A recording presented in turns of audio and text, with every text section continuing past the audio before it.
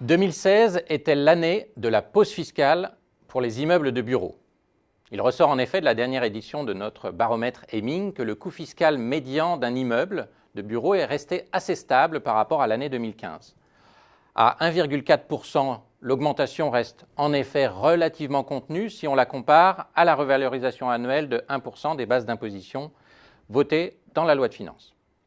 Et puis ajoutons qu'aucune nouvelle taxe n'a été annoncée pour l'heure dans le projet de loi de finances 2017. C'est donc plutôt, a priori, une bonne nouvelle. Mais cette relative stabilité des coûts fiscaux immobiliers ne doit pas faire oublier ni l'obligation pour les collectivités locales de trouver de nouvelles ressources, ni l'inventivité fiscale française.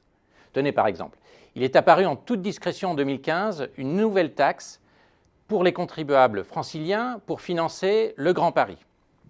Elle a pris la forme d'une part additionnelle à la taxe foncière et à la cotisation foncière des entreprises. Alors bien sûr, son taux est très bas, à 0,225% en 2016, mais si je dis qu'elle est apparue très discrètement sur les avis d'imposition, c'est qu'elle se recoupe avec les deux autres taxes spéciales d'équipement déjà existantes.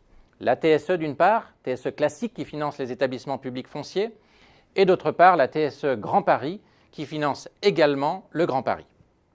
Nous ne sommes donc pas à l'abri d'une mauvaise nouvelle.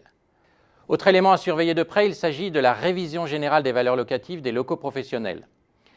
Celle-ci, prévue dans la loi de finances rectificative de 2010, devrait s'appliquer sur les impositions de l'année 2017. Alors, double conséquence pour les entreprises, d'abord sur la taxe foncière et ensuite sur les cotisations foncières. Aujourd'hui encore, les impacts de cette révision restent difficiles à appréhender, et ce, malgré tous les efforts de communication de l'administration et la publication de nouveaux critères d'imposition. Alors bien sûr, il y a deux mécanismes d'atténuation qui devraient limiter cet impact. Il s'agit d'abord du planchonnement de la valeur locative, néologisme inventé par l'administration, et ensuite du lissage sur 10 ans de la variation de l'imposition. Ainsi, seuls les bâtiments neufs seront imposés à leur juste valeur.